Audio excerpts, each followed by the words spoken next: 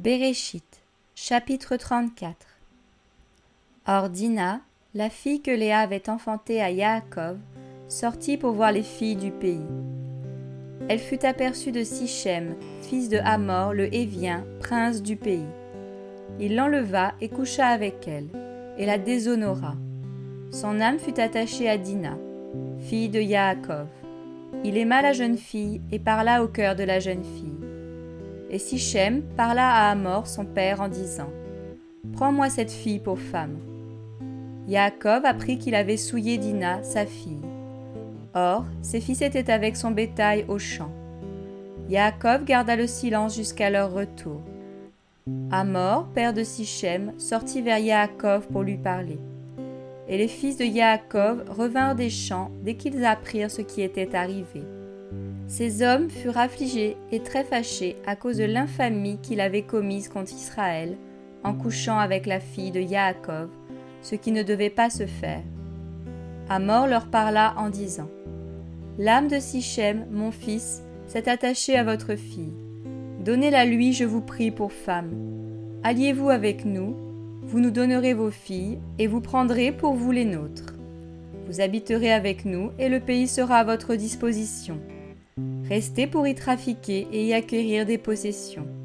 Sichem dit aussi au père et aux frères de la fille : Que je trouve grâce à vos yeux, et je donnerai tout ce que vous me direz.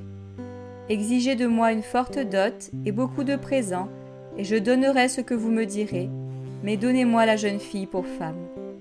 Alors les fils de Yaakov répondirent avec ruse à Sichem et à Hamor son père. Ils parlèrent ainsi parce que Sichem avait souillé Dina, leur sœur. Il leur dit : C'est une chose que nous ne pouvons pas faire que de donner notre sœur à un homme incirconcis, car ce serait un opprobre pour nous.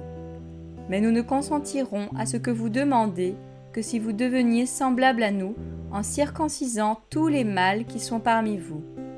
Alors nous vous donnerons vos filles et nous prendrons vos filles pour nous et nous habiterons avec vous et nous ne serons qu'un seul peuple.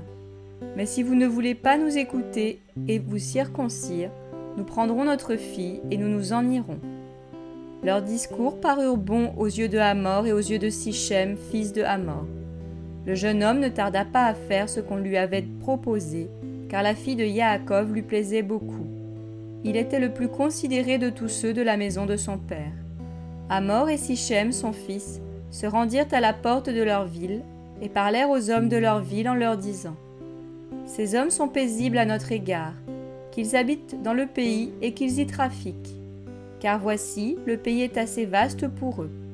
Nous prendrons pour femmes leurs filles, et nous leur donnerons nos filles.